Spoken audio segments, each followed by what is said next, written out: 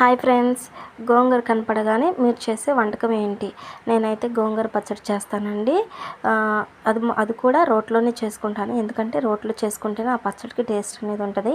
మిక్సీలో వేసిన అంత టేస్ట్ ఉండదన్నమాట. ఫస్ట్గా ఎండుమిర్చిని మనం ఫ్రై చేసుకోవాలి. ఫ్రై చేసుకొని ఒక పక్కకు తీసి పెట్టుకోవాలి. దాంట్లోనే మనం శుభ్రంగా క్లీన్ చేసుకున్న గోంగూర కూడా వేసి వాటర్ అంతా ఇంకిపోయేదాకా ఉడికించుకోవాలి.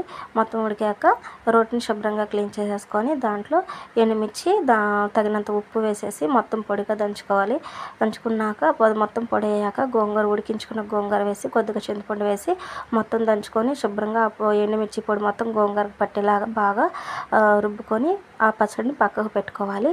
పెట్టుకున్నాక దాంట్లోనే కొద్దిగా జీలకర్ర, చిన్నులపాయ వేసి దంచుకోవాలి. దంచుకొని కలిపెట్టుకున్న గోంగూర కూడా వేసి మరొకసారి మొత్తం ఒకసారి రుబ్బుకోవాలి.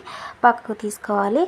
తీసుకొని ఇక పోపు పెట్టుకోవాలి. పోపు కోసం స్టవ్ ఆన్ చేసి బాండి పెట్టి దాంట్లో కొద్దిగా నూనె పోసేసి రెండు ఎండుమిర్చి, కొద్దిగా జీలకర్ర, కొద్దిగా తాలింపు దినుసులు, ఒక 2 రెబ్బల కరివేపాకు వేసి ఫ్రై చేసుకోవాలన్నమాట.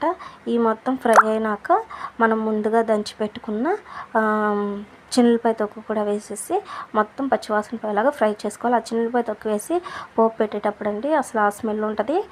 ఎంత కమ్మని స్మెల్ వస్తుంది అంటే ఆ స్మెల్కి మనకి ఆకలి వేసేస్తుంది అనమాట. అంత బాగుంటుంది అనమాట. ఇది మొత్తం ఫ్రై అయినాక మనం ముందుగా రుబ్బి పెట్టుకున్న గోంగూర కూడా వేసి కలిపేసుకోవడమే.